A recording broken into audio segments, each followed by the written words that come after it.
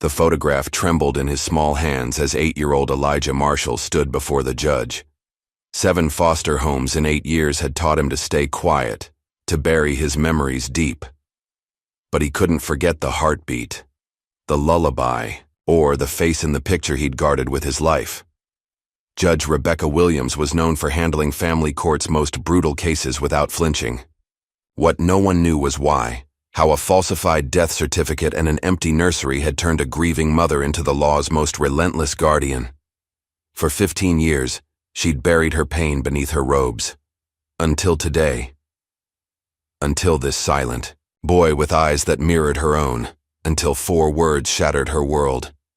"You're my mom." Now, a single mother's cry for justice is about to expose decades of elite corruption, tear open a nationwide conspiracy of stolen babies, and bring down a criminal empire that turned infant trafficking into a brutal art.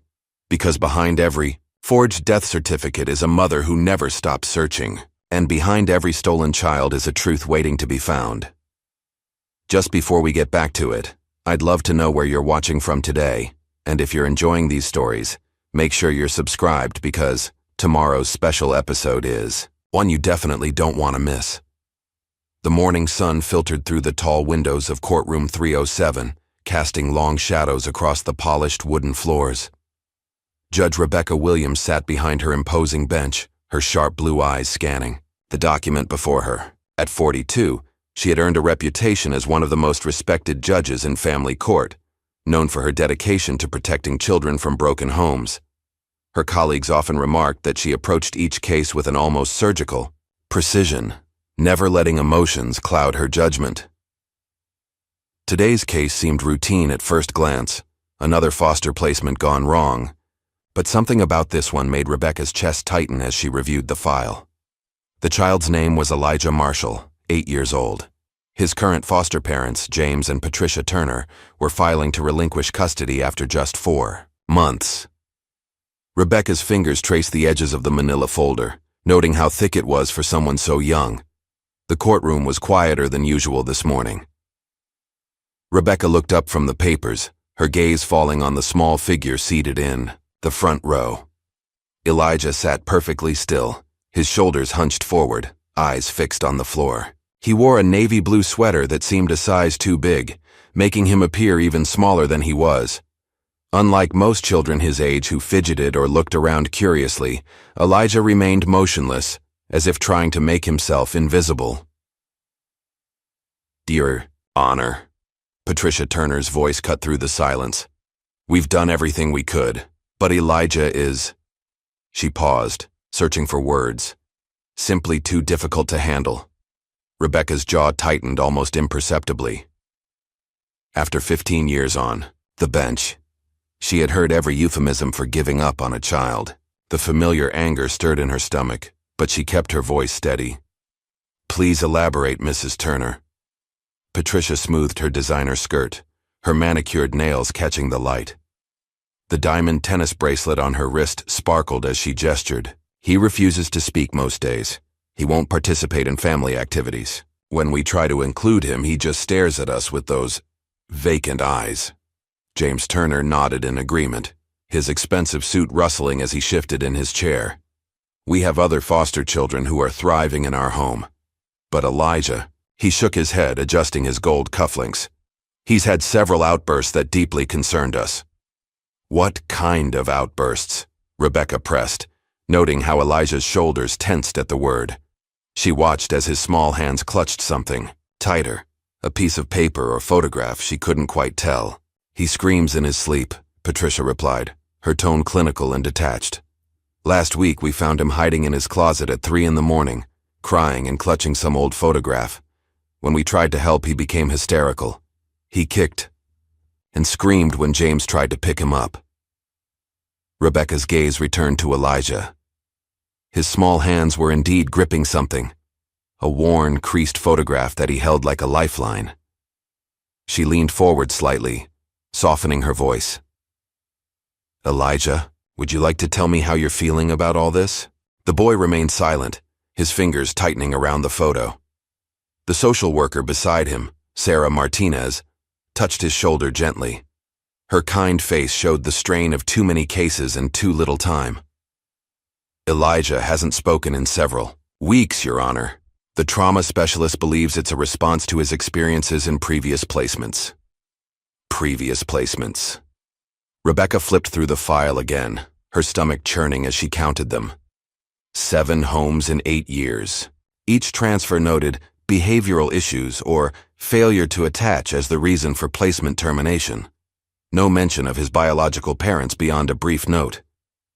Circumstances of entry into foster care unclear, records incomplete. The morning D. Light shifted, casting Elijah's face in shadow. Rebecca found herself studying his features more intently than she normally would. Something about this case needled at her carefully maintained professional distance. Maybe it was the hollow look in his eyes, or the way the Turners discussed him as if he were a defective appliance they wanted to return. She had presided over hundreds of similar cases, yet this one felt different. Personal somehow. Mrs. Turner, Rebecca addressed the foster mother, unable to keep a slight edge from her voice. In your petition, you mention Elijah's refusal to bond with your family. Have you considered that his withdrawal might be a cry for help rather than defiance? Patricia's perfectly painted lips tightened. A flash of annoyance crossed her face before she schooled her features into a practiced expression of concern. With all due respect, Your Honor, we're experienced foster parents. We know the difference between a child who needs help and one who simply won't accept it. James Turner cleared his throat, straightening his tie. We've provided Elijah with everything.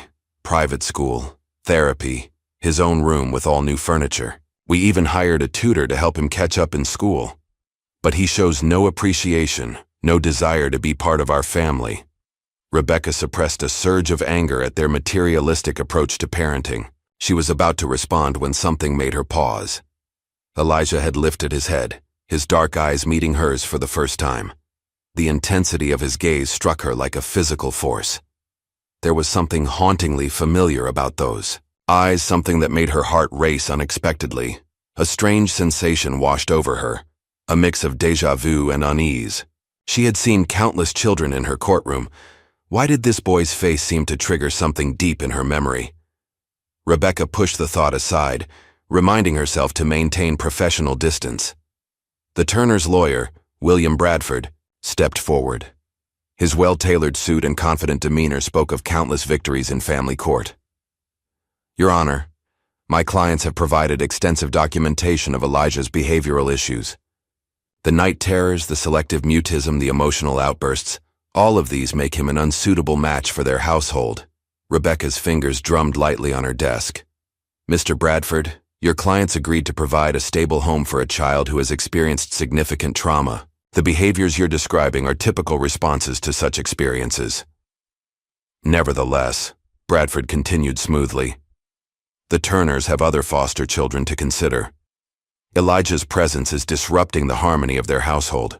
Surely, you can understand their position? Rebecca could feel a headache building behind her eyes. She glanced at Sarah Martinez. Ms. Martinez, what alternative placements are available for Elijah? The social worker shifted uncomfortably in her seat. Given his history, Your Honor, immediate placement might be difficult. He would likely need to return to the group home, temporarily while we search for a new foster family. Rebecca watched Elijah's hands begin to tremble at the mention of the group home. The photograph he clutched crinkled slightly, and she caught a glimpse of its edge, faded, well-worn, as if it had been handled countless times. A detail tugged at her mind, something about the quality of the paper, the particular shade of fading, but she couldn't quite grasp it. I see. Rebecca tried to focus on the legal aspects of the case, but her eyes kept returning to Elijah.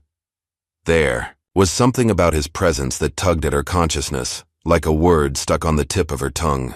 She found herself studying his features, the curve of his cheek, the set of his jaw, with an intensity that surprised her. The morning wore on as Bradford presented additional documentation, school reports showing Elijah's declining grades, notes from the Turners' family therapist describing his resistance to attachment, a letter from their pediatrician expressing concern about his emotional state. Through it all, Elijah sat motionless, the photograph his only anchor to the world, around him. Rebecca noticed small details others might miss. The way his shoes were slightly scuffed, suggesting the Turner's generosity had limits. The uncertain way he glanced at Sarah Martinez whenever someone raised their voice, as if checking whether he was in trouble. The barely perceptible tremor in his hands when James Turner moved suddenly. "Your Honor?" Bradford's voice snapped her back to the present. "Given the circumstances, we request immediate approval of the placement termination." Rebecca straightened in her chair, forcing herself to focus on the legal matter at hand. "Before I make any decisions, I would like to speak with Elijah privately in my chambers." "Your Honor," Patricia Turner interjected, "he won't speak. We've told you." "Nevertheless," Rebecca cut her off firmly, "I would like to try." She began, gathering her papers, preparing to call a recess. That's when it happened. Elijah stood up suddenly, his movement so unexpected that Sarah Martinez grabbed his arm reflexively. The photograph fluttered to the floor, but Elijah didn't seem to notice.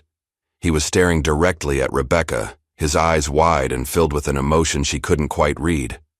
When he spoke, his voice was small but clear, carrying easily in the hushed courtroom. "You're my mom." The words hung in the air like suspended crystal, shocking in their clarity and conviction. Rebecca felt the blood drain from her face as the courtroom erupted in murmurs. The Turners exchanged alarmed looks while Sarah Martinez tried to guide Elijah back to his seat, but Elijah stood firm, his eyes never leaving Rebecca's face. "You're my mom," he repeated, stronger this time. "I knew it when I saw you." Rebecca gripped the edge of her bench, her knuckles turning white. The room seemed to spin slightly, as long-buried memories threatened to surface. Memories of a hospital room, of devastating news, of a loss that had shaped the last 8 years of her life. The photograph lay face down on the courtroom floor, its secret still hidden. Patricia Turner's voice cut through the chaos. "Your Honor, clearly this demonstrates his instability." "He's delusional. Court is in recess," Rebecca managed to say, her voice barely steady. She rose quickly, gathering her robes around her like armor. "We'll reconvene in 1 hour." As she retreated to her chambers, Rebecca could feel Elijah's gaze, following her. His words echoed in her head, stirring up emotions she had worked so hard to bury. She closed her office door behind her and leaned against it, her professional composure finally cracking. Because the truth was, in that moment when Elijah had first looked at her, she had felt it too. A connection she couldn't explain. A pull she couldn't deny. And now, alone in her chambers, Judge Rebecca Williams faced the most challenging case of her career. One that threatened to unravel everything she thought she knew about her past, her present, and her future. Through the door, she could hear the commotion in the courtroom slowly settling. Sarah Martinez's gentle voice trying to calm Elijah. The Turners' sharp whispers to their lawyer. The shuffle of feet as the bailiff cleared the room. But all Rebecca could focus on was the pounding of her heart and the image of Elijah's eyes. Eyes that seemed to hold both accusation and hope, fear and recognition. She walked to her desk on unsteady legs, sinking into her chair. Her hand automatically reached for the bottom drawer, where she kept a small box of personal items. Inside was a hospital bracelet, a tiny knit cap, and a death certificate, all that remained of the son she had lost 8 years ago. The son she had never even held. The coincidence was impossible. The timing matched, but there had been a death certificate. She had grieved, had rebuilt her life around that loss. Yet Elijah's words had struck something deep within her, awakening doubts she didn't know she had. Rebecca closed her eyes, trying to steady her breathing. In her mind, she saw again the way Elijah had looked at her, not with the desperate pleading of a child seeking any port in a storm, but with the fierce certainty of recognition. She thought of the photograph he had dropped, still lying on her courtroom floor. What secrets did it hold? What truth was hiding in the incomplete records of his early life? The clock on her wall ticked steadily, counting down the minutes until she would have to return to the courtroom, until she would have to face Elijah again, and the possibility that her carefully ordered world was about to shatter. Outside her window, The morning sun continued its journey across the sky, indifferent to the drama unfolding below. But in Courtroom 307, a small boy's words had just set in motion a chain of events that would uncover long-buried secrets, expose corruption, and potentially reunite a mother with the child she thought she had lost forever. The photograph still lay where it had fallen, waiting to tell its story. Rebecca's hands trembled as she lifted the fallen photograph from the courtroom floor.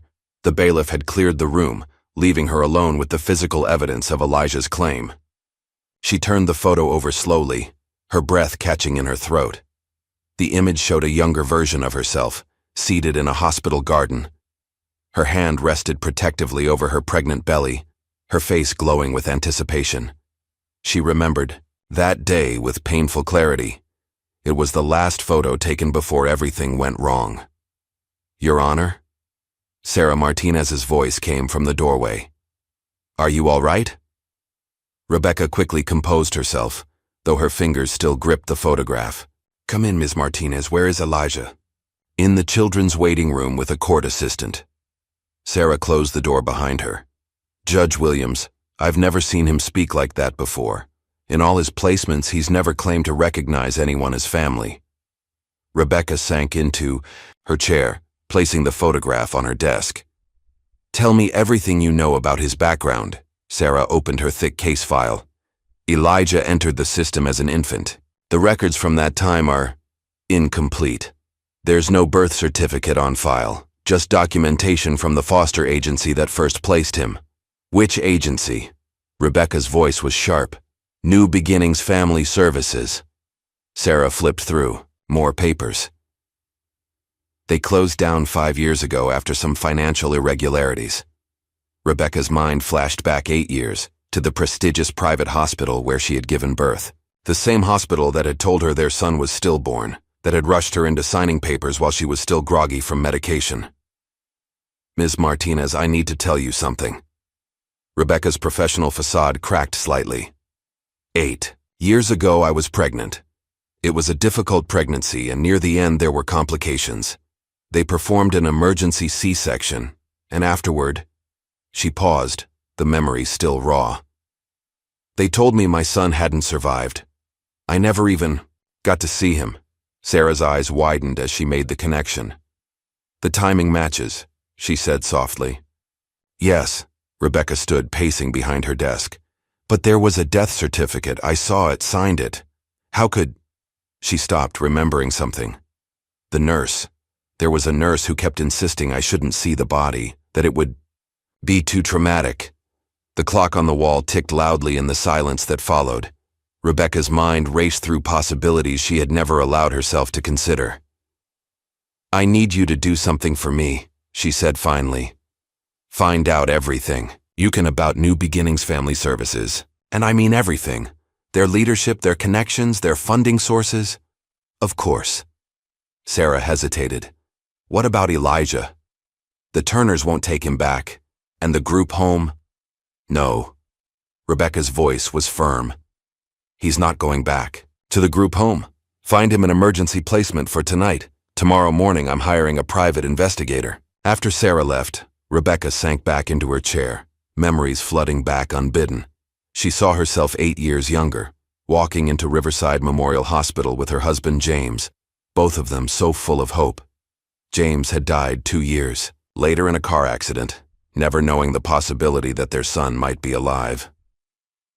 The pregnancy had been difficult from the start. Severe morning sickness had left her hospitalized twice, but she had persevered, decorating the nursery, choosing the name Benjamin after her grandfather. Then, at 36 weeks, the complications began. Rebecca closed her eyes, remembering the rush of medical staff, the urgent voices, the sharp fear. She had woken hours later to a nurse with sympathetic eyes telling her the baby hadn't survived. Everything after that was a blur of grief and medication. The sound of her office phone ringing startled her back to the present. It was her clerk, reminding her of afternoon appointments. "Cancel everything," Rebecca ordered. "Family emergency." She spent the next hour making calls, starting with Marcus Chen, the best private investigator she knew. "I need hospital records from Riverside Memorial 8 years ago. Focus on the maternity ward, especially cases labeled as stillbirths. And I need everything you can find on New Beginnings Family Services. Next, she called her old friend, Laura Thompson, now chief of pediatrics at City General. Laura, I need a favor. A DNA test, rush basis, completely confidential. Becca. Laura's voice was concerned. What's going on? I can't explain yet. But I think... Rebecca's voice caught. I think my son might be alive. The afternoon passed in a blur of activity. Rebecca arranged for Sarah Martinez to bring Elijah to a private meeting room, away from the formal atmosphere of the courtroom.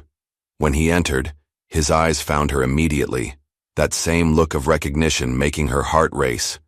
Hello, Elijah. She kept her voice gentle. Would you like to sit down? He moved carefully to a chair, still clutching what she now realized was another photograph. May I see what you're holding? Slowly, Elijah extended his hand. This photo was older, more worn. It showed Rebecca leaving the hospital, her face drawn with grief. On the back was written, "Your real mom. Don't forget." Where did you get this? Rebecca asked softly. Miss Jenny gave it to me. His voice was barely a whisper. At my third foster home. She said she used to work at the hospital where I was born. She said they lied to you. Rebecca's hand shook as she placed both photographs, side by side. Elijah, I need to ask you something very important. Do you remember Miss Jenny's last name? He shook his head. She left after giving me the picture. The other foster parents said she got fired. A knock at the door interrupted them. Sarah Martinez entered with a court-appointed child psychologist, Dr. Michael Watson. Judge Williams, we need to discuss Elijah's temporary placement. Rebecca looked at the boy who might be her son, seeing the fear creep back into his eyes at the word placement. Making a decision that would probably raise eyebrows, she said, He'll stay with me tonight. Your Honor, Dr. Watson began, given the circumstances. I'm not speaking as a judge right now. Rebecca's voice held no room for argument. I'm speaking as someone who needs answers. Ms. Martinez can stay with us to maintain proper protocol, as the afternoon turned to evening. Rebecca's home saw more activity than it had in years. Sarah helped Elijah settle into the guest room, while Rebecca spoke with Marcus Chen in her study. The hospital's records from that period are surprisingly disorganized, Marcus reported. Several files appear to have been altered or gone missing. But I did find something interesting.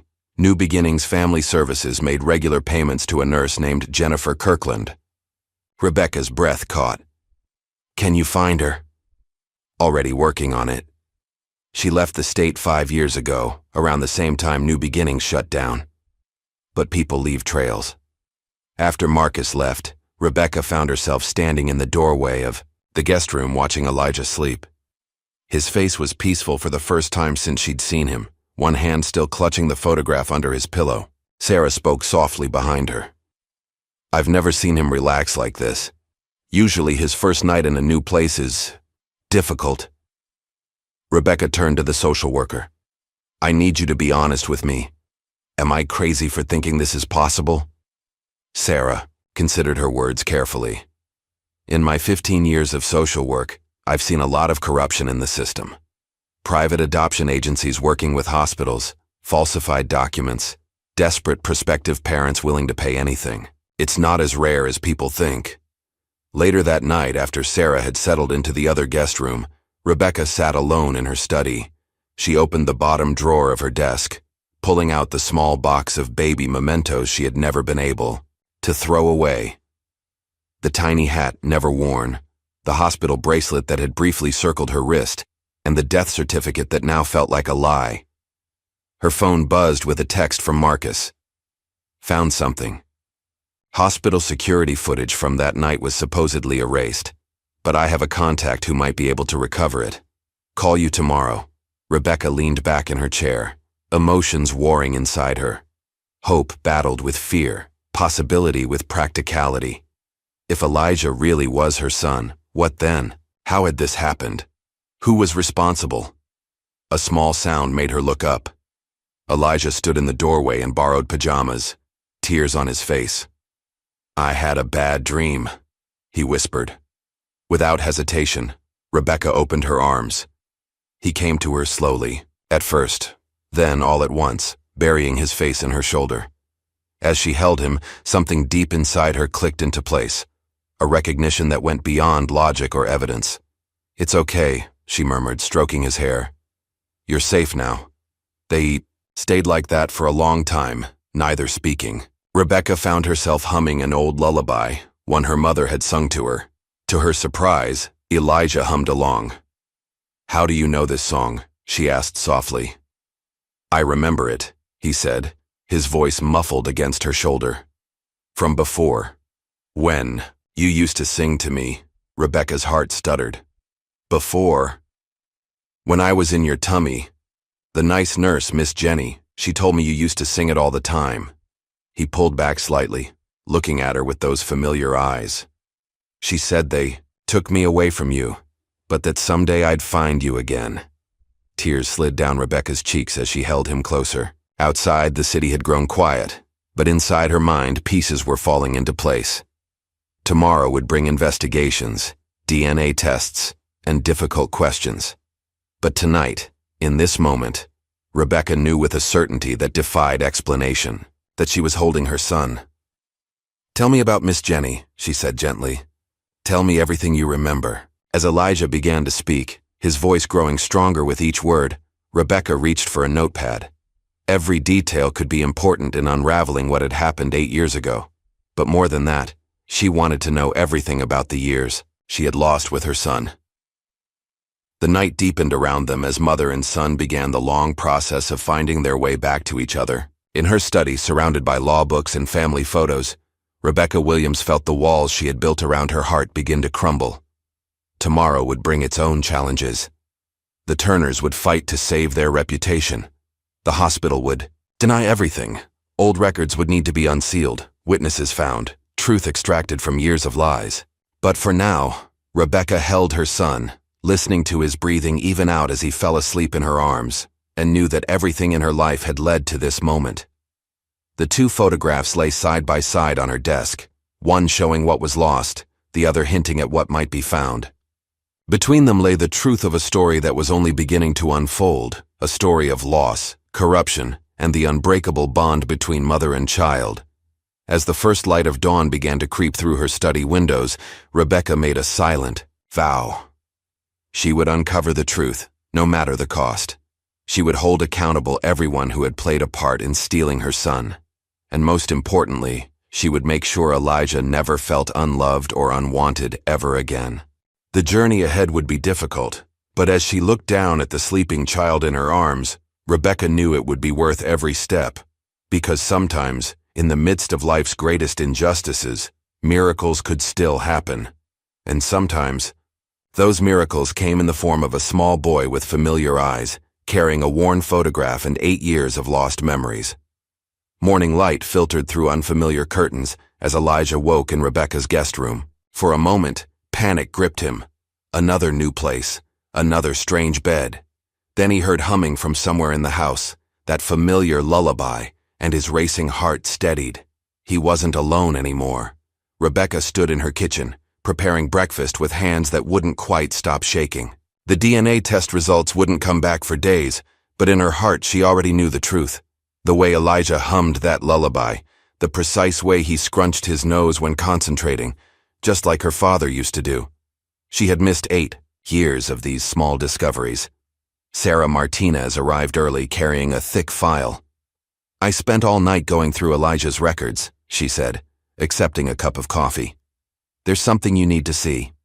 They spread the documents across Rebecca's dining room table, while Elijah ate breakfast in the kitchen.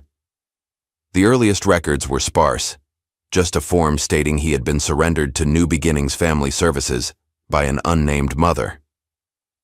No birth certificate, no medical history.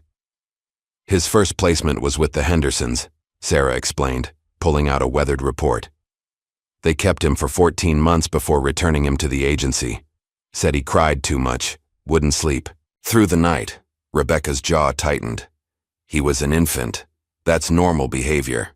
The Hendersons were what we call serial fosters, They took in babies, collected the support payments, then returned them when it got difficult. Sarah's voice held barely contained anger. Elijah was 13 months old when they gave him back. The next placement was with a couple named Michael and Karen Davis. They kept him for 8 months before a neighbor reported suspicious bruises.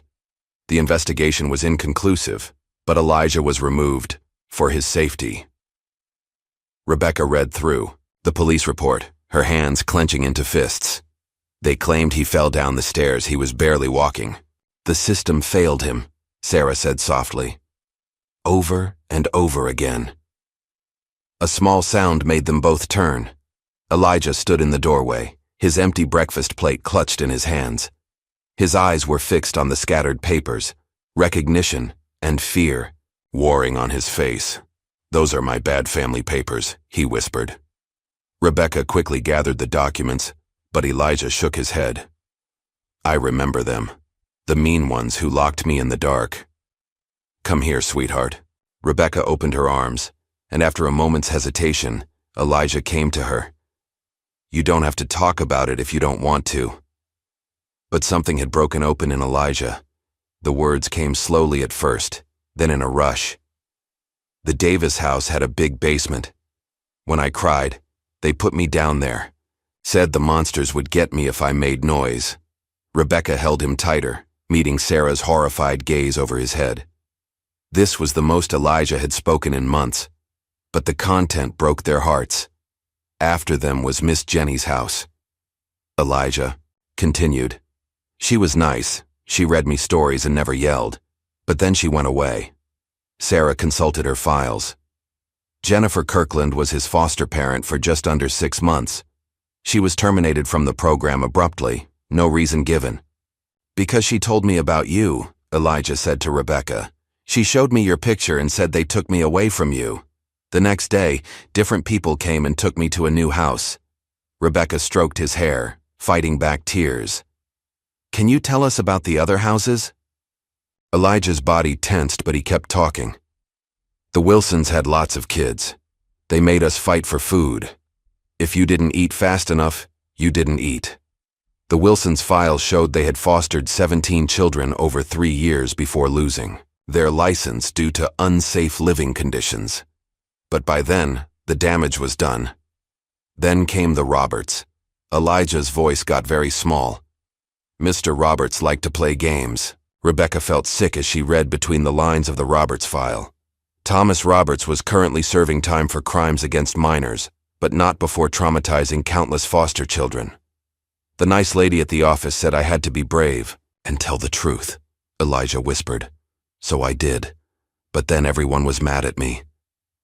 "You did exactly the right thing," Rebecca assured him, her voice fierce with protection. "You were very brave." Sarah pulled out more recent files. After the Roberts incident, Elijah spent 6 months in a group home before being placed with the Martins. "They had a dog," Elijah offered, "but they said I scared it by screaming in my sleep, so they sent me away too." The Turners were his 7th placement in 8 years. Each move, each rejection, had left its mark on his young soul. Rebecca thought about Patricia Turner's complaints, his silence, his withdrawal, his failure to bond. How dare they blame him for protecting himself the only way he knew how? A knock at the door made Elijah jump. Sarah went to answer it while Rebecca continued holding him. She returned with Marcus Chen, who carried a laptop and several folders. "I found Jennifer Kirkland," Marcus announced without preamble. "She's living under a different name in Oregon, and she's willing to talk." Rebecca's heart leaped, but she kept her voice calm for Elijah's sake. "What did she say?" "She wants to meet in person. Says she has documentation, papers, photographs, even some recordings she made while working at the hospital." Marcus glanced at Elijah. "She says she's been waiting for this day for 8 years, Sarah spoke up. "I can take Elijah to his therapy appointment while you—" "No." Elijah's grip on Rebecca tightened. "Don't leave me." "I won't," Rebecca promised. "Never again." She looked at Marcus. "Can she come here?" "She's already on her way. Should be here tomorrow morning." The rest of the day passed in a blur of activity. Dr. Watson, the court-appointed psychologist, came to evaluate Elijah in Rebecca's home environment. To everyone's surprise, Elijah spoke more than he had in months, though he refused to let Rebecca out of his sight. "He's displaying clear attachment behaviors," Dr. Watson noted. "The kind we rarely see in children with his history of trauma. There's something remarkable about his connection to you, Judge Williams." Late that afternoon, the preliminary DNA test results arrived. Rebecca's hands trembled as she opened the envelope, but before she could read it, Elijah spoke. "I already know you're my mom," he said simply. "I remember your heart." Rebecca looked at him questioningly. "My heart? It's sound. When you used to sing to me before I was born. I always remembered it, even when I didn't know what I was remembering." The test results confirmed what their hearts already knew. Elijah was her son. Rebecca sat down hard, the paper fluttering from her fingers. Sarah caught it, reading quickly. "It's a match," she confirmed, tears in her eyes. 99.9% probability of maternity. That evening, after Sarah had gone home and Elijah was asleep upstairs, Rebecca sat in her study with Marcus, planning their next moves. "Jennifer Kirkland's testimony will be crucial," Marcus said. "But we need more. The hospital will fight this. They can't afford this kind of scandal." "What about new beginnings?" Rebecca asked. "How deep does this go?" "Deep." Marcus opened his laptop. "I've found financial records showing payments from the agency to hospital administrators, nurses, even a few doctors. This wasn't just about Elijah. They were running a systematic operation." Rebecca thought of all the other mothers who might have been told their babies died, all the other children fed into a corrupt system. Her judicial mind began cataloging charges: fraud, kidnapping, conspiracy. "We'll need protection," she said finally. "Once this breaks, a lot of powerful people will try to bury it. Already arranged. I have friends in the FBI who are very interested in this case." A small sound from the doorway made them both turn. Elijah stood there in his pajamas, tears on his face. "I had another bad dream." Rebecca opened her arms and he ran to her. Over his head she mouthed later to Marcus, who nodded and quietly packed up his files. After Marcus left, Rebecca sat with Elijah in the big armchair in her study. "Want to tell me about your dream?" "They were trying to take me away again." His voice was muffled against her shoulder. "The mean people." "That's never going to happen," Rebecca promised. "I'm your mom, and I'm also a judge. That means I have special powers to keep you safe." Elijah lifted his head, considering this. "Like a superhero?" Rebecca smiled, her heart warming at this glimpse of the child beneath the trauma. "Something like that. And you know what else? You have powers too." "I do?" "Yes. You were brave enough to keep looking for me, even when everyone told you to forget. You kept that picture safe all these years. You never gave up hope." She hugged him closer. "Those are very special powers." They sat together in the quiet study, the moon casting shadows through the windows. Rebecca hummed their lullaby softly, feeling Elijah relax against her. "Tomorrow," she said gently, "someone is coming to visit us. Someone who knew you when you were very little. Miss Jenny." Elijah's eyes widened. "Really?" "Really. She's going to help us make sure no one can ever take you away again. But for now, you need to sleep. Will you stay with me?" The fear crept back into his voice. "Just until I fall asleep?" Rebecca carried him back to his room, tucking him into bed. She sat beside him, stroking his hair and humming their lullaby until his breathing evened out in sleep. Looking down at her son's peaceful face, Rebecca felt a fierce determination take root in her heart. Tomorrow would bring Jennifer Kirkland and her evidence. Soon, they would begin the fight to expose the truth and bring justice to those responsible. But tonight, in this quiet moment, Rebecca simply watched her son sleep and gave thanks for the miracle that had brought him back to her. The years of pain had left their marks on both of them, but together they could begin to heal. Outside, the city slept, unaware that within its bounds, a story of corruption and stolen children was about to break open. But in Rebecca's home, Mother and son had found their way back to each other, guided by love, memory, and a lullaby that had never been forgotten. Jennifer Kirkland arrived at Rebecca's house early the next morning, her silver hair neat but her hands shaking as she clutched a worn leather briefcase. She stopped short when she saw Elijah peek around Rebecca's legs. "Oh, my God," she whispered. "You found each other." Elijah's eyes widened with recognition. "Miss Jenny." His voice was small but clear. Jenny knelt down, tears spilling onto her cheeks. "Look how big you've gotten, sweet boy. I knew you'd find your mama someday." Rebecca ushered them into the living room where Marcus Chen and Sarah Martinez were waiting. Jenny sat on the couch, Elijah choosing to stay close to Rebecca but watching his former foster mother intently. "I've been waiting for this day for 8 years, Jenny began, opening her briefcase. "Gathering evidence, making copies, keeping everything safe. I knew eventually someone would start asking questions." She pulled out a thick folder. "It started small. I was a labor and delivery nurse at Riverside Memorial. We'd occasionally get requests to tell mothers their babies hadn't survived, even though they had. The parents were usually young, poor, or in difficult situations. The hospital said we were helping place unwanted babies with loving families." Rebecca's hand found Elijah's shoulder, steadying them both. "But I wanted my baby.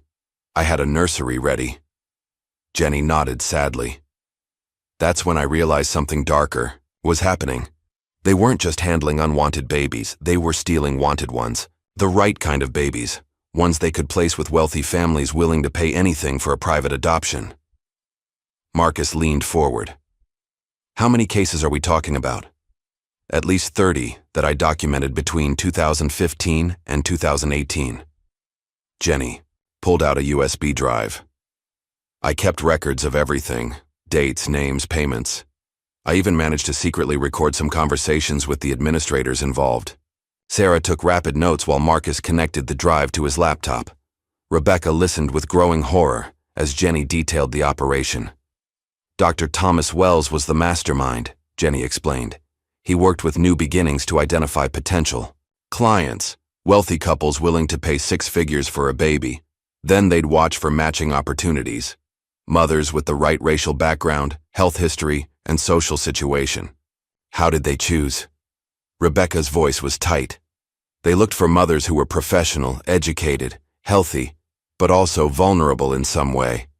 Single women, women whose partners had died or left, women without strong family support systems, women they could isolate and manipulate. Like me," Rebecca thought, remembering how alone she'd been after James's death early in her pregnancy. Jenny continued. "When a suitable baby was born, they'd create a crisis, claim the baby was in distress, rush the mother into emergency surgery. While she was under anesthesia, they'd take the baby. Later, they'd say it was stillborn." "But there are protocols," Sarah interjected. "Death certificates require—" "They had people throughout the system," Jenny cut in. "Medical examiners who would sign off without seeing bodies, administrators who would backdate paperwork. New Beginnings handled the other end, creating new birth certificates, placing the babies with paying clients, making sure all the documentation looked legitimate." Marcus whistled softly, reviewing files on his laptop. "The money trail is incredible, payments ranging from $200,000 to $500,000 per baby." Elijah, who had been listening quietly, suddenly spoke. "Is that why they took me? Because someone paid money?" Rebecca pulled him into her lap, her heart breaking at the confusion in his voice. Jenny leaned forward, addressing him directly. "No, sweet boy. They took you because bad people wanted to make money. But you were always loved. Your mama wanted you so much. Then why did I keep getting sent away?" His question hit them all like a physical blow. Jenny's face darkened. "Because the people who bought babies weren't always good parents. When things got difficult, they'd give up. New Beginnings would place the children with foster families, collecting monthly payments for each placement.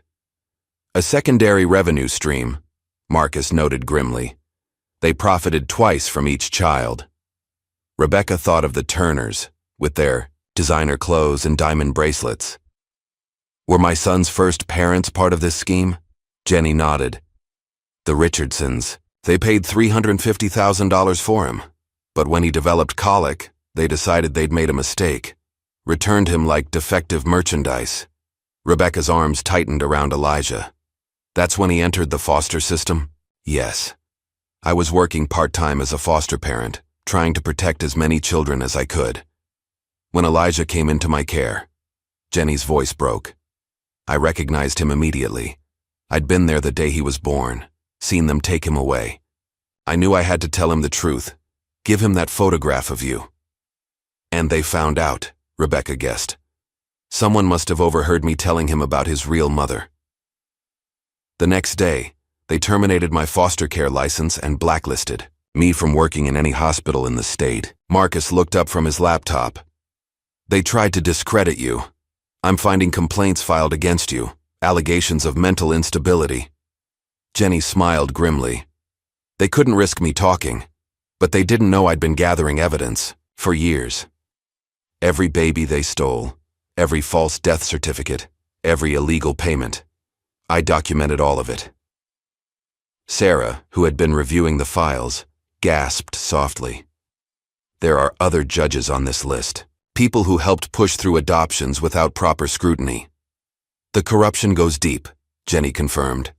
That's why I had to wait for the right moment, the right person to bring this to. Rebecca stood, moving to her desk where she kept her legal pad. Years of judicial experience kicked in as she began cataloging charges. Kidnapping, fraud, conspiracy, human trafficking, falsifying medical records, perjury. Don't forget RICO, Marcus added.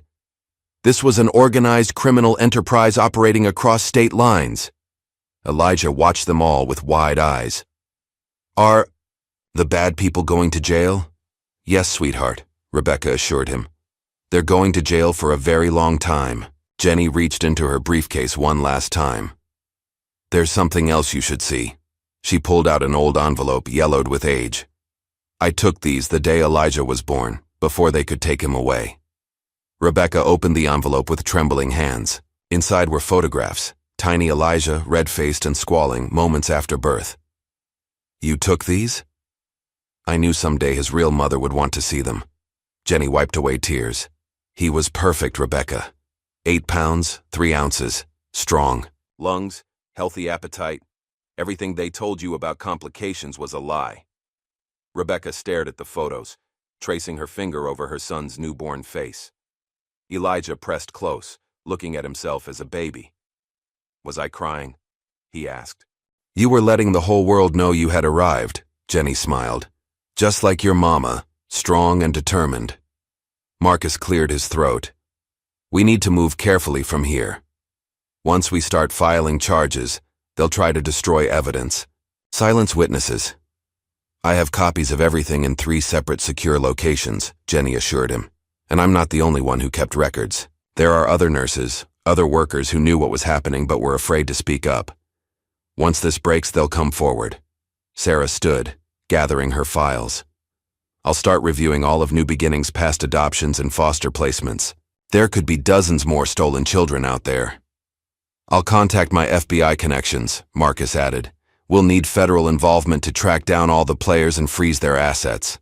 Rebecca nodded, her judicial mind already planning strategy, even as she held her son close. We'll need to coordinate with other jurisdictions, set up a task force. These cases will be complex.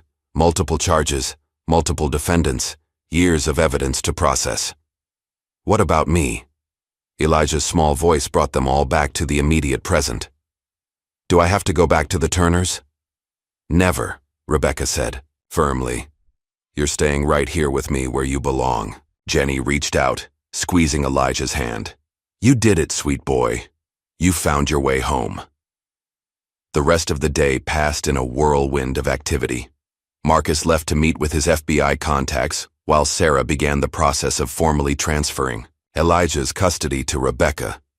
Jenny stayed, sharing more stories of Elijah's time with her and helping fill in the gaps in his history. That evening, after Jenny had gone to her hotel and Sarah had headed back to her office, Rebecca sat with Elijah, looking through the baby photos. I wish I could have been there, she said softly. I wish I could have held you, sung to you, watched you grow. You can now, Elijah replied with simple wisdom. Miss Jenny says that's what matters. Rebecca kissed the top of his head, breathing in the scent of her son. She's right. And we have so much time to make up for. Later, after Elijah was asleep, Rebecca sat in her study reviewing Jenny's files. The scope of the corruption was staggering. Doctors, nurses, administrators, social workers, judges, all conspiring to steal babies from their mothers and sell them to the highest bidders. Her phone buzzed with a text from Marcus. FBI task force approved.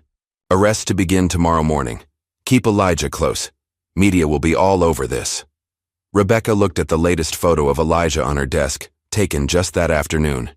He was smiling, a real smile that reached his eyes, as Jenny told him stories about his first steps. Next to it sat the photo of him as a newborn, proof of all that had been stolen from them. But they had found each other against impossible odds. Now it was time to make sure justice was served, not just for them, but for every family torn apart by greed and corruption.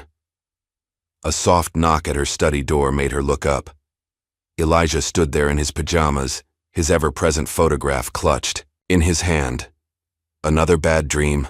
Rebecca asked gently. He shook his head. No. I just wanted to make sure you were still here. Come here, sweetheart. She opened her arms and he climbed into her lap. I'm not going anywhere. Ever. Promise. I promise. She held him close, humming their lullaby.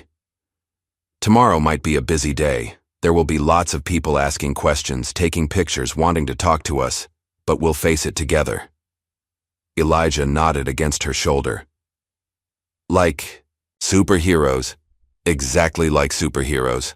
Rebecca smiled. And you know what? You're the bravest superhero I know. You never stopped believing, never stopped looking for me. Miss Jenny helped, he said sleepily. She said to keep your picture safe and never forget. We'll never forget her either, Rebecca promised. She helped bring us back together. As Elijah drifted off to sleep in her arms, Rebecca thought about the days ahead. There would be arrests, investigations, trials. The wealthy and powerful would fight back, trying to protect their secrets and their stolen children. But she was no longer just Rebecca Williams, respected family court judge. She was a mother who had found her stolen son, and she would move heaven and earth to protect him and help other families torn apart by this corrupt system. The night deepened around them as Rebecca held her sleeping child, their matching heartbeats a reminder of all they had lost and found again. Tomorrow would bring chaos and challenges, but tonight they were together, safe in the knowledge that their long separation was finally over. Outside her study window, the stars shone bright in the dark sky, witnesses to a mother and child reunited against all odds, ready to face whatever challenges lay ahead, together. The morning news exploded with headlines. FBI raids Riverside Memorial Hospital. Major child trafficking ring uncovered. Judge reunites with stolen son. Rebecca watched the coverage. From her living room, Elijah curled against her side as images of doctors and administrators being led away in handcuffs flashed across the screen. That's Dr. Wells, Elijah whispered, pointing at a gray-haired man shielding his face from cameras. He was mean to Miss Jenny.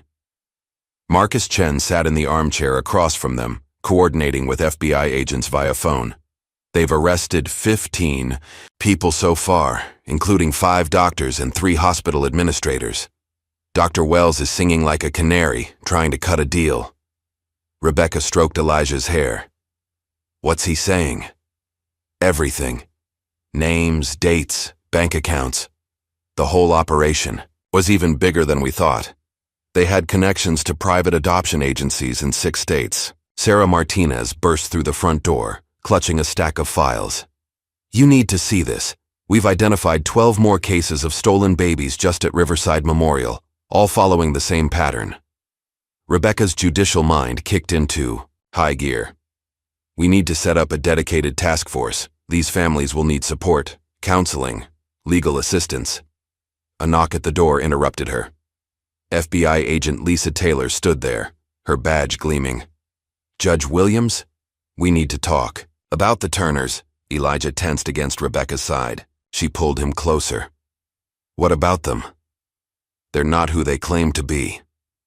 Agent Taylor sat down, opening her laptop. James and Patricia Turner don't exist. Their real names are Robert and Mary Sullivan. They've been working with these adoption rings for years, acting as professional foster parents.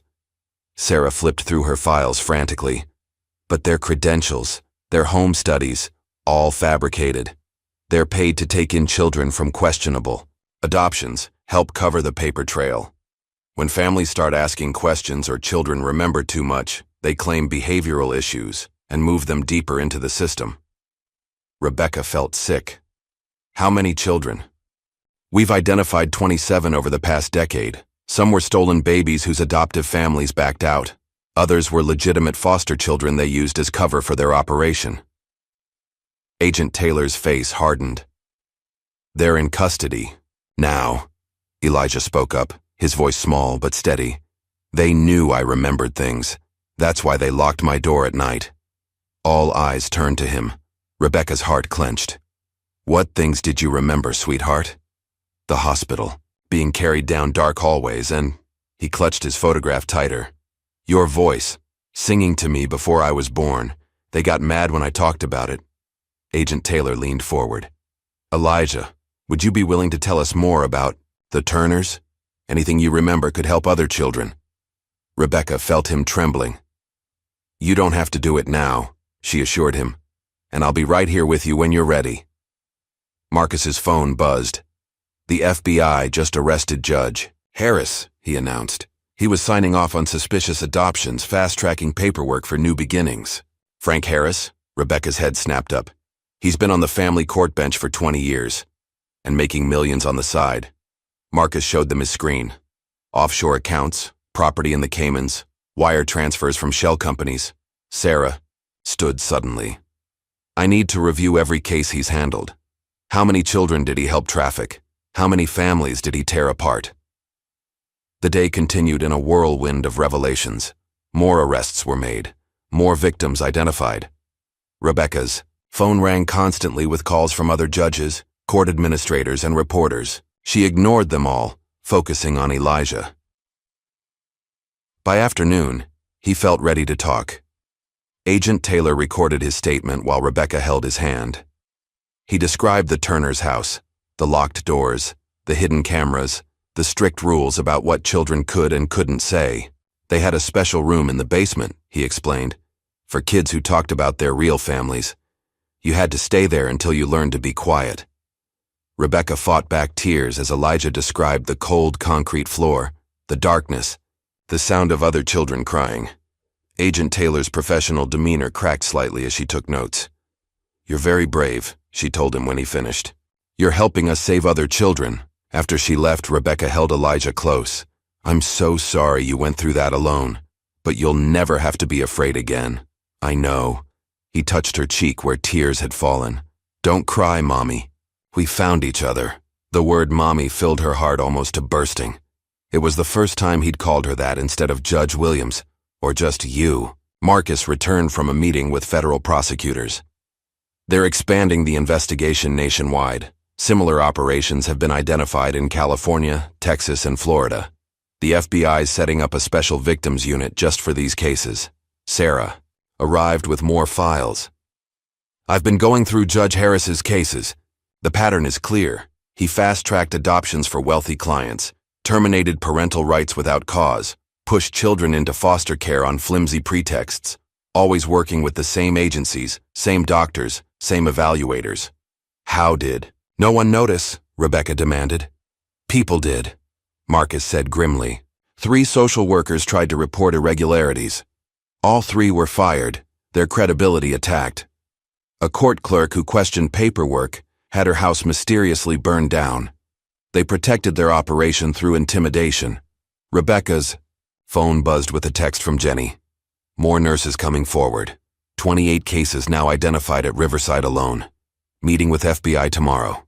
The news coverage continued all day. Reporters camped outside Rebecca's house hoping for comments.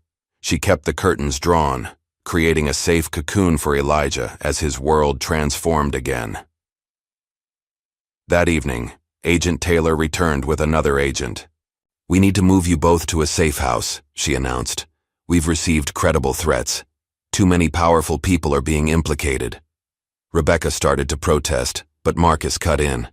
"She's right. This goes beyond corrupt doctors and judges. There are wealthy families who paid hundreds of thousands to buy babies, politicians who took bribes to look the other way, corporate executives who helped launder the money. They're all at risk of exposure." Sarah helped them pack quickly while FBI agents swept the house for surveillance devices. They found 3. The Turners, Agent Taylor explained. They bugged all their kids' belongings before placement, standard procedure for them. Rebecca held Elijah's hand as they were escorted to an unmarked car. "How long?" "Until we're sure you're both safe. We have a secluded location, round-the-clock security. You can continue coordinating with the task force from there." As they drove through darkened streets, Elijah clutched his photograph and the baby pictures Jenny had given them. "Will Miss Jenny be safe?" "She's already in protective custody," Agent Taylor assured him, along with other witnesses who've come forward. The safe house was a comfortable lakeside cabin, isolated but well-equipped. Armed agents patrolled the perimeter while Rebecca and Elijah settled in. "Think of it as a vacation," she told him, trying to keep things light for his sake. "Just you and me, hiding out like superheroes in their secret base." He managed a small smile. "Can we still help the other kids?" "Of course. That's what superheroes do." She pulled him close. "And you know what makes you the bravest superhero? You spoke up. You told the truth. Because of you, other children will find their real families too." Later that night, unable to sleep, Rebecca sat on the cabin's porch while Elijah finally rested inside. Marcus had sent her more case files to review, dozens of stories just like theirs. Mothers told their babies were dead, children fed into a corrupt system, lives shattered by greed. Her phone lit up with a secure message from Sarah. "Judge Harris talking, says operation goes back 30 years. Thousands of cases nationwide, international connections too." Rebecca's hand shook as she replied, "How many children? Still counting. FBI creating database to cross-reference hospital records, adoption papers, foster care placements, DNA testing being offered to any family with suspicious cases." The scope of it was overwhelming. Rebecca had thought finding Elijah was the end of their story. Instead, it was just the beginning of a much larger fight. A soft sound made her turn. Elijah stood in the doorway, blanket wrapped around his shoulders. "Another bad dream?" she asked. He shook his head. "I heard you thinking too loud." Rebecca smiled despite everything. "Too loud, huh? You're worried about the other kids." He came to sit beside her. "The ones like me." "Yes," she admitted. "There are a lot of them. A lot of mothers missing their babies." Elijah was quiet for a moment. "Then we have to help them all," he said simply, "like Miss Jenny helped us." Rebecca pulled him onto her lap, marveling at his resilience. "It won't be easy. Some people don't want the truth to come out." "That's why we're superheroes," he reminded her. "Superheroes don't give up." Over the next few days, Rebecca coordinated with the task force from their secure location. More arrests were made. More families came forward. The story grew bigger every hour. Jenny's evidence proved invaluable. Her meticulous records helped prosecutors build cases against doctors, nurses, agency workers, and corrupt officials. Other whistleblowers emerged, encouraged by her example. The Turners, now revealed as the Sullivans, began cooperating with authorities in exchange for leniency. They provided details about other fake foster parents, safe houses where stolen children were hidden, offshore accounts where millions in trafficking profits were stored. Sarah worked tirelessly to review cases, identify victims, and coordinate support services for traumatized families. The FBI's Special Victims Unit set up a hotline for tips and created a database to match missing children with suspicious adoptions. Through it all, Elijah remained Rebecca's anchor. His strength amazed her. The way he spoke to investigators, helped identify other children from the Turners' home, offered comfort to newly discovered victims. "You're getting better at being a mom," he told her one evening as they sat on the cabin's porch watching the sunset. Rebecca hugged him close. "You're getting better at being a kid," she replied. "I saw you playing with Agent Taylor's daughter today. Actually playing, not just sitting quietly." He nodded. "I don't have to pretend anymore. Or be scared." "No, you don't." She kissed the top of his head. "And you know what? Neither do I. For years I pretended I was okay, that I'd moved on from losing you. But I never did. Because moms and kids belong together," he said with 8-year-old wisdom, "even when bad people try to keep them apart." Rebecca thought of all the other mothers out there, still believing their babies were dead. All the other children lost in the system, carrying memories they'd been told to forget. "We'll find them," she promised, speaking to all those separated families. "We'll bring them home." The sun set over the lake, painting the sky in brilliant colors. Mother and son sat together, safe in their temporary sanctuary, while across the country a movement for justice gathered strength. The truth was finally coming to light, and no amount of money or power could stop it now. The morning sun streamed through the safe house windows as Rebecca stared at the envelope in her hands. Though the preliminary DNA test had already confirmed what her heart knew, this was the official comprehensive report, the one that would stand up in court and cement her legal claim to Elijah. "Do you want me to open it?" Sarah Martinez asked gently. She had driven 3 hours to deliver the results personally, refusing to trust them to any messenger. Rebecca shook her head, breaking the seal with trembling fingers. The medical jargon blurred before her eyes until she found the conclusion. 99.9999% probability of maternal relationship confirmed. "It's real," she whispered. "It's really real." "Of course it's real." Elijah's voice came from the doorway. He stood there in his pajamas, hair tousled from sleep. "We already knew that, Mommy." The simple confidence in his voice made Rebecca's heart swell. She opened her arms and he came to her, fitting perfectly against her side as she showed him the paper. "See?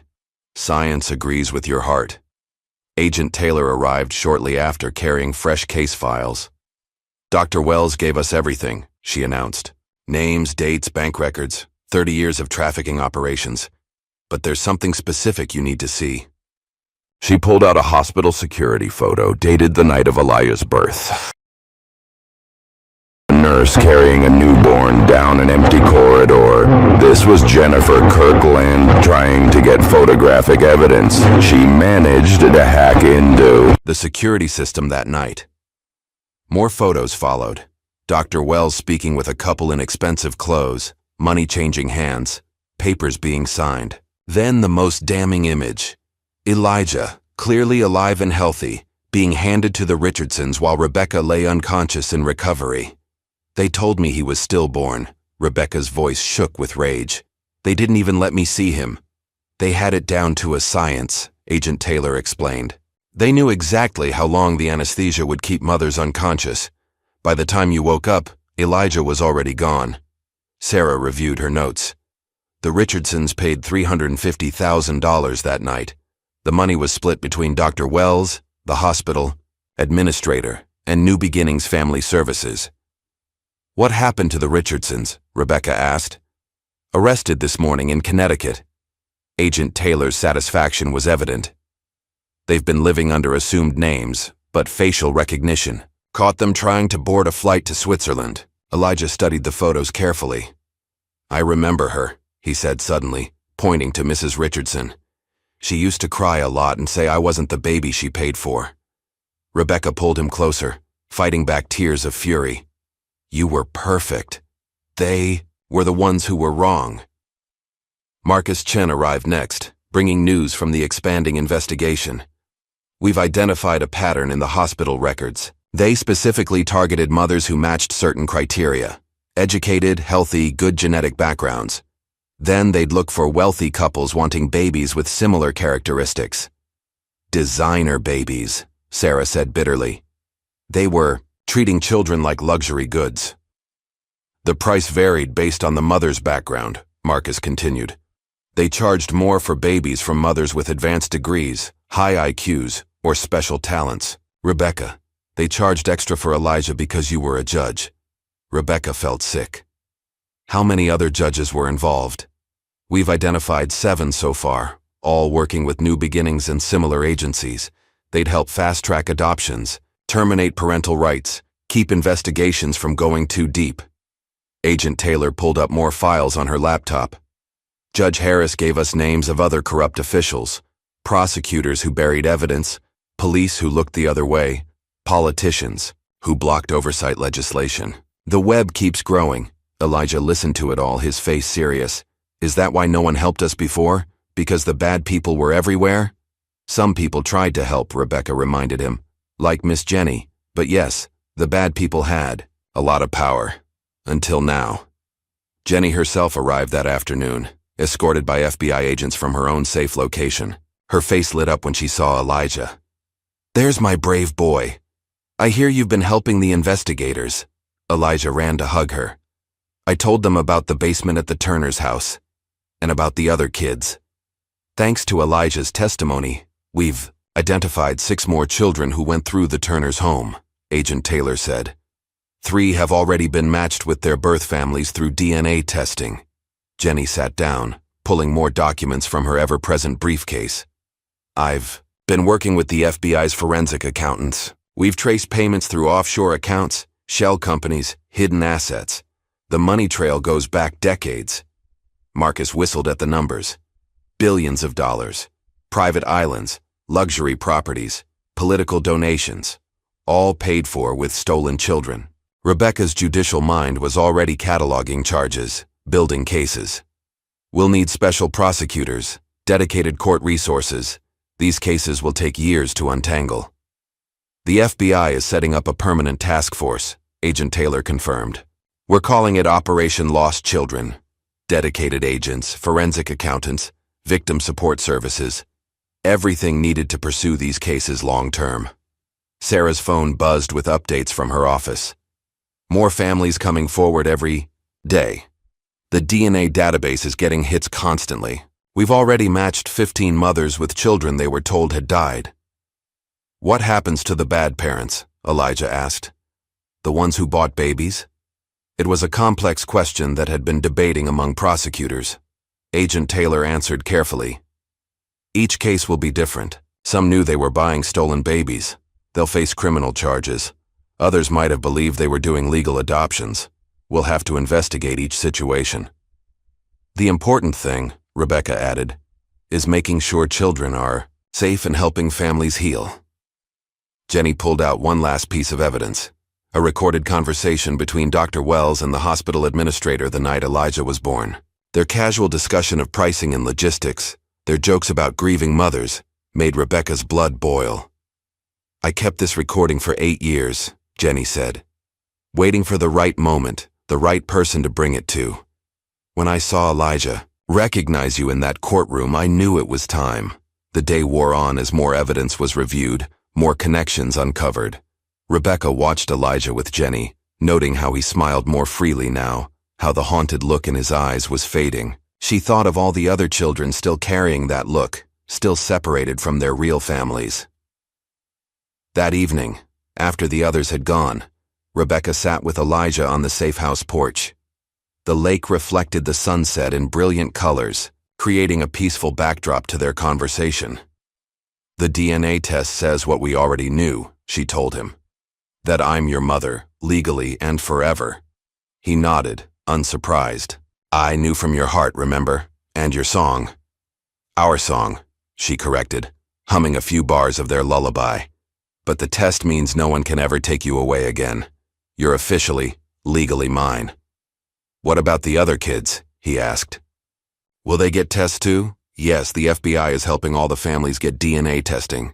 And thanks to you and Miss Jenny, they know what to look for now. All those fake papers and missing files. They can't hide the truth anymore.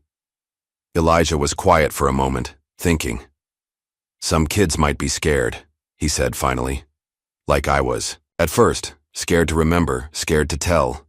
Rebecca marveled at his insight. That's why your story is so important. You're showing them it's safe to remember, safe to speak up.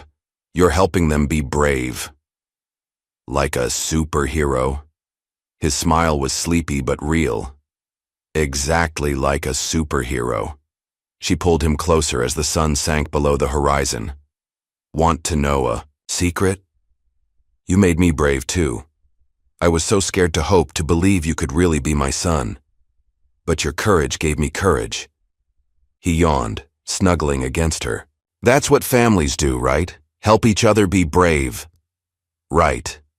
Rebecca felt tears prick her eyes at his simple wisdom. And now we get to help other families find their courage too. As Elijah drifted off to sleep in her arms, Rebecca thought about the days ahead.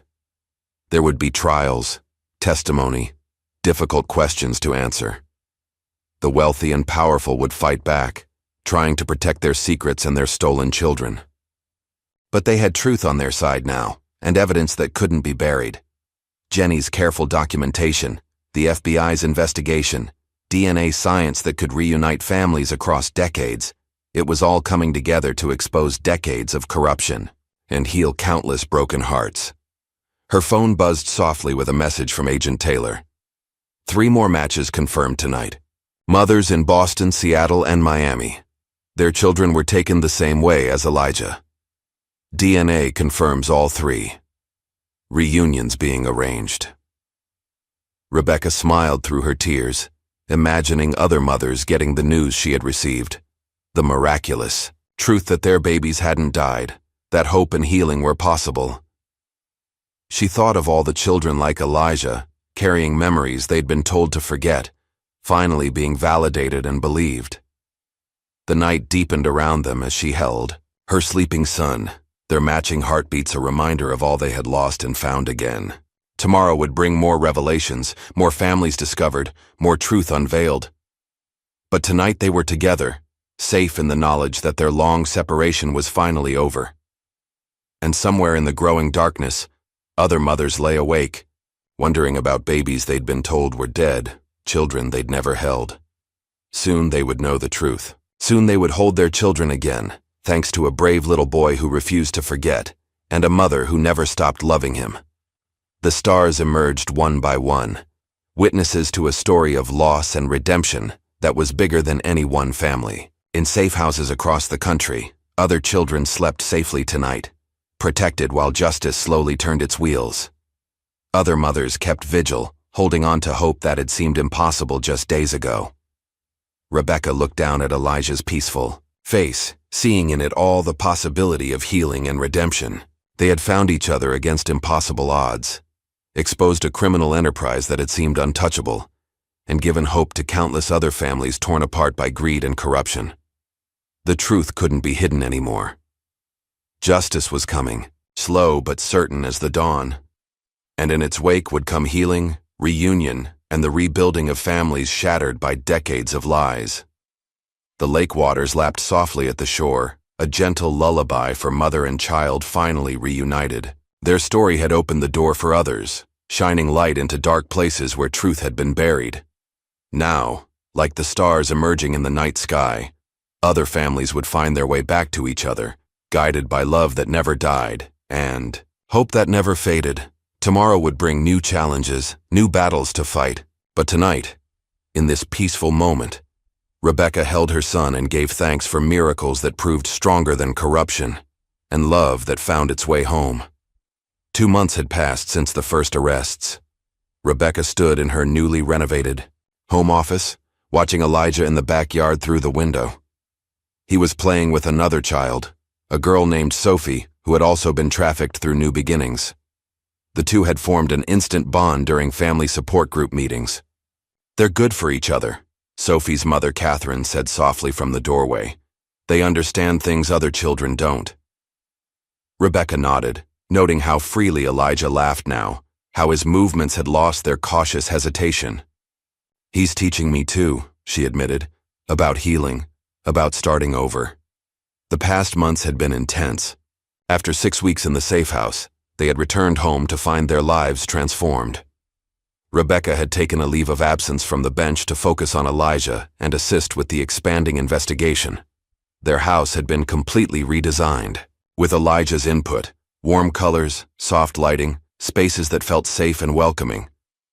Dr. Matthews says their play therapy sessions are making remarkable progress, Catherine commented, watching their children chase each other around the yard. Sophie's nightmares are less frequent now. Elijah too, Rebecca said, though he still likes to check that I'm real sometimes, especially at night. The doorbell rang, announcing the arrival of Sarah Martinez. The social worker had become a close friend through their shared mission of helping trafficking victims. She carried her ever-present files, but her face was bright with good news. 3 more matches confirmed through the DNA database, she announced. All children taken from mothers at Riverside Memorial. 2 were in foster care, 1 with an adoptive family who claims they didn't know. Rebecca led them to the kitchen where Jenny Kirkland was already waiting. The former nurse had moved nearby to continue working with the investigation, becoming an honorary grandmother to many of the recovered children. "How are the prosecutions going?" Catherine asked, accepting a cup of coffee. "Dr. Wells took a plea deal," Sarah reported. 25 years in federal prison in exchange for testimony against the hospital board and adoption agency directors. Judge Harris gets sentenced next week, looking at 15 to 20 years. Jenny pulled out her latest notes. The FBI has traced over $3 billion through the trafficking network. Properties being seized, accounts frozen. They're using the money to set up a victim compensation fund. Rebecca thought of the Richardsons, sitting in jail awaiting trial. They had offered to testify against others in the scheme, but prosecutors weren't interested in deals. The evidence against them was too strong, including Elijah's testimony about their abuse. "How many children have been identified so far?" Catherine asked. 212 confirmed cases, Sarah said. But that's just from 3 hospitals. The FBI thinks there could be thousands nationwide. Through the window, they could see Elijah showing Sophie his new treehouse, a gift from Rebecca that he insisted on sharing with other recovering children. His therapist said creating safe spaces and learning to share them was an important part of his healing. "The support groups are helping," Jenny observed. "Both the children's groups and the mothers' meetings. There's something powerful about being with others who understand," Rebecca agreed. The weekly gatherings had become a crucial part of their healing journey. Mothers shared their stories of loss and reunion, while children found friends who understood their unique experiences. They celebrated small victories together, first words spoken, first nights without nightmares, first genuine smiles. "Elijah's doing better in school," Rebecca shared. His new private school specialized in trauma-informed education. His teachers say he's starting to participate in class discussions, make friends. "Sophie too," Catherine smiled. "Yesterday," she raised her hand to answer a question. "First time since we found each other." The sound of children's laughter floated through the window. Elijah was teaching Sophie their special song, the lullaby that had helped him remember his mother. Rebecca felt tears prick her eyes as Sophie's clear voice joined his. "He's helping her heal," Catherine whispered. "Just like he helped break open the whole investigation." Sarah nodded. "The FBI says Elijah's testimony was crucial. His memory of specific details, his ability to identify key players. It gave them the foundation they needed to build their cases." "He's still my little superhero," Rebecca said proudly. "But now he gets to be a child too." The transformation in Elijah over the past months amazed everyone who knew him. The silent, withdrawn boy from the courtroom had blossomed into a caring, creative child who used his experience to help others. He still had difficult moments, triggers that brought back painful memories, times when fear or anger overwhelmed him. But he was learning healthy ways to cope, supported by his mother's constant love and understanding. "The hardest cases are the older children," Sarah said, her face darkening. "Teenagers who grew up never knowing they were stolen. Some don't want to believe the truth about their adoptive families." "We can't force healing," Jenny reminded them. "Each child, each family has to find their own path. All we can do is offer support and resources." Rebecca thought of the family therapy sessions she and Elijah attended twice weekly. Their therapist helped them navigate their unique situation.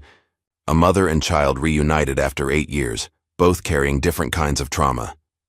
They were learning to communicate, to trust, to build new memories, while honoring the pain of their separation. The prosecution wants Elijah to testify at the Richardsons' trial, Rebecca said quietly. I'm worried it's too much for him. What does he want? Catherine asked.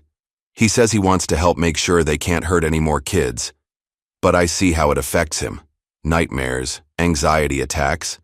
I don't want him to sacrifice his healing for the case. Sarah touched her arm, gently. The prosecutors have his recorded testimony from the safe house. They can use that instead of putting him through a trial. The back door opened and Elijah bounded in, Sophie close behind.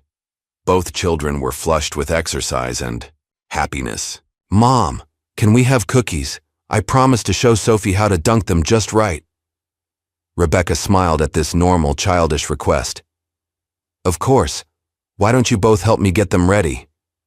As the children washed their hands and helped arrange cookies on plates, Rebecca marveled at their resilience. They had survived unimaginable trauma, yet here they were, giggling over proper cookie dunking technique. Remember, Elijah instructed Sophie seriously, 3 seconds in the milk. Any longer and it gets too soggy. Sophie nodded, concentrating on her cookie with adorable intensity. Like this? Perfect. Elijah beamed at her success. Mom, Sophie's a natural cookie dunker. The adults exchanged emotional glances, recognizing the significance of this simple moment. These children were reclaiming their right to be children, one cookie at a time. Later that evening, after Sophie and Catherine had gone home, Rebecca sat with Elijah in their favorite spot on the porch swing.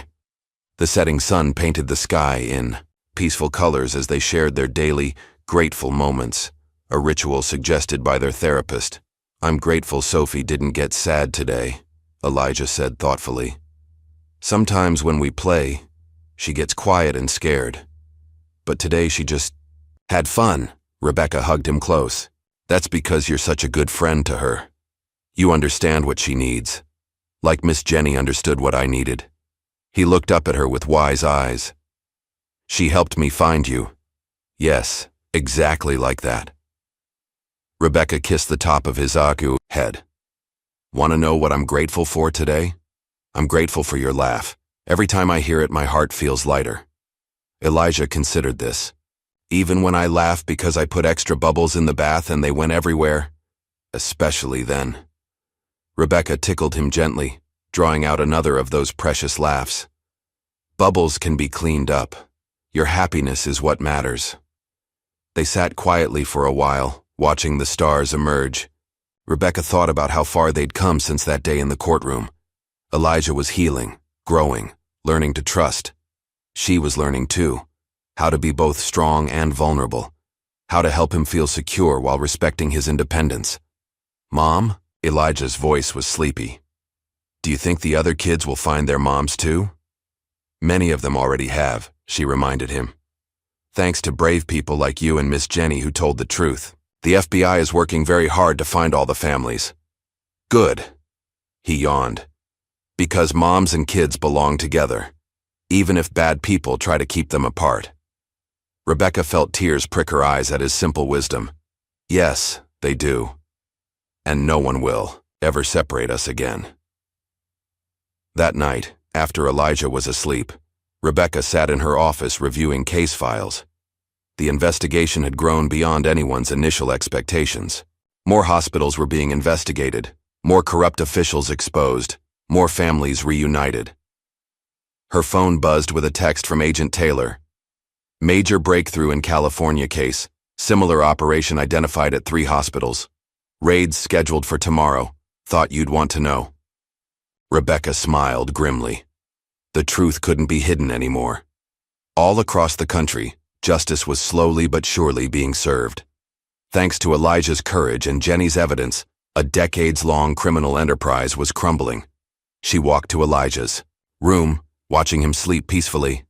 His favorite stuffed lion, a gift from Sophie, was tucked under his arm.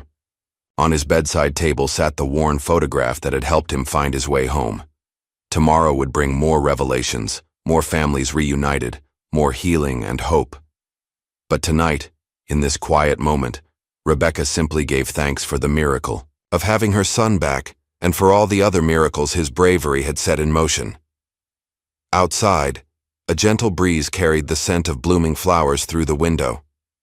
Spring was coming, bringing new beginnings for families torn apart by greed and corruption. One by one, they would find their way back to each other, guided by love that never died and truth that couldn't be buried. Rebecca adjusted Elijah's blanket, humming their special lullaby. He smiled in his sleep, secure in the knowledge that he was home, he was loved, and he would never be alone again. The night deepened around them as justice continued its slow but steady march. In homes across the country, other mothers watched their recovered children sleep. Other families began their healing journeys, and at the heart of it all was a little boy who refused to forget and a mother who never stopped loving him. Their story had opened the door for others, shining light into dark places where truth had been hidden. Now, like stars emerging in the night sky, other families would find their way back to each other, guided by hope that never faded and love that conquered all barriers. 1 year had passed since that fateful day in Courtroom 307. Rebecca stood at the podium in a packed conference hall, addressing the first National Convention of Families Reunited, the organization she had helped establish to support victims of child trafficking and advocate for systemic change. When my son stood up in that courtroom and said, "You're my mom," he did more than just find his way home, she began, her voice steady and strong. He started a movement that has exposed decades of corruption and reunited hundreds of families. Elijah sat in the front row between Jenny Kirkland and Sophie, now his closest friend. At 9 years old, he carried himself with quiet confidence. His earlier trauma transformed into determination to help others heal. Today, we celebrate not just reunions, but justice, Rebecca continued. Over 300 perpetrators have been convicted. 42 corrupt officials are serving prison terms. 8 hospitals have been held accountable.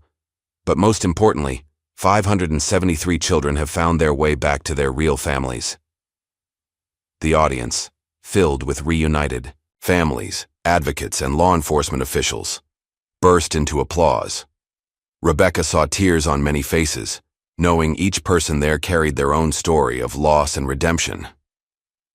The FBI's Operation Lost Children has become a permanent task force, she announced. Their DNA database continues to make matches every week. The Victim Compensation Fund has distributed over $500 million to help families rebuild their lives, but our work isn't done. In the year since the investigation began, the true scope of the trafficking operation had become clear. Multiple networks across the country had stolen thousands of babies over 3 decades, selling them to wealthy families and hiding the evidence through corrupt officials and falsified documents. Dr. Wells will spend the next 25 years in federal prison, Rebecca noted. Judge Harris received 20 years. The Richardsons and 19 other couples who knowingly purchased stolen children are serving sentences ranging from 10 to 15 years. But prison terms alone cannot heal the trauma these criminals caused. She gestured to the conference hall's side screens, where photos showed support group meetings, therapy sessions, and family reunions. Real healing happens in moments like these. When children learn to trust again. When mothers and fathers rebuild bonds that were brutally severed. When families help each other overcome the pain of separation. The convention featured workshops on trauma recovery, legal advocacy, and family reunification. Mental health professionals shared strategies for helping children process their experiences. Law enforcement officials discussed preventing future trafficking operations. But the most powerful sessions were the simple sharing circles where families told their stories. My son taught me that love leaves traces even trauma cannot erase, Rebecca continued. He remembered my heartbeat, my lullaby, the sound of my voice. Other children have reported similar memories, connections that survived years of separation, and lies. She looked at Elijah, who smiled encouragingly. He had become an inspiration to other recovered children, showing them it was possible to heal and thrive. His friendship with Sophie had evolved into a kind of informal peer support network, with both children helping newcomers adjust to reunification. The truth about what happened to our families was buried under decades of corruption, Rebecca said. But truth has a way of rising to the surface, One child's courage, one nurse's dedication to justice, one mother's refusal to stop hoping. These small acts of bravery combined to expose crimes that seemed untouchable. Jenny wiped away tears as Rebecca acknowledged her role in breaking the case. The former nurse had become the heart of their support community, offering wisdom and comfort to traumatized families. Her meticulous evidence had helped convict dozens of perpetrators. Today I'm announcing the launch of our new advocacy initiative, Rebecca revealed.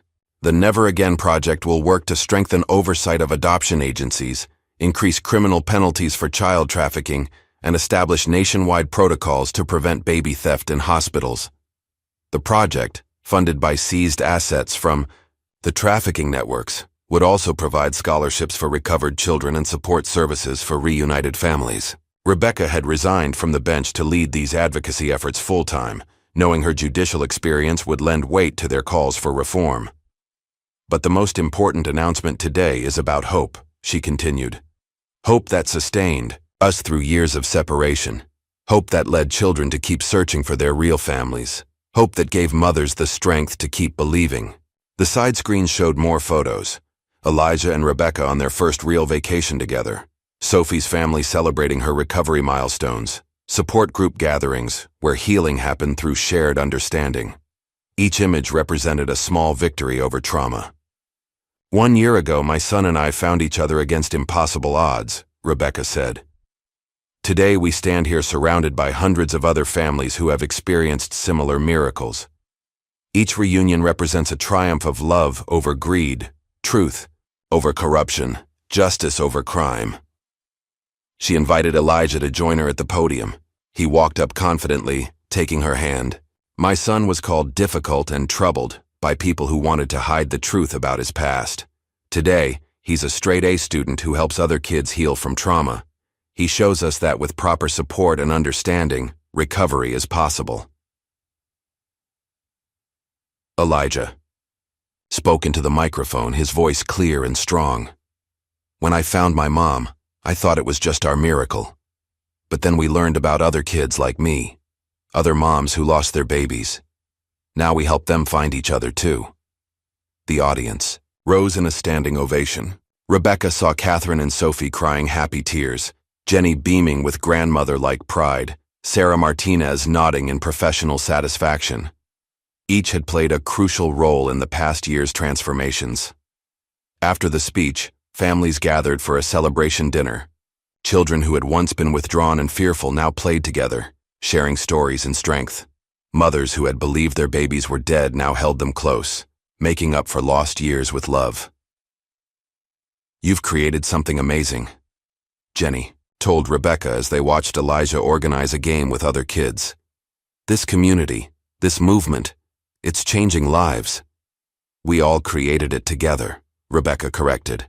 Your evidence, Sarah's dedication, Catherine's support groups, Agent Taylor's investigation, even the children help each other heal.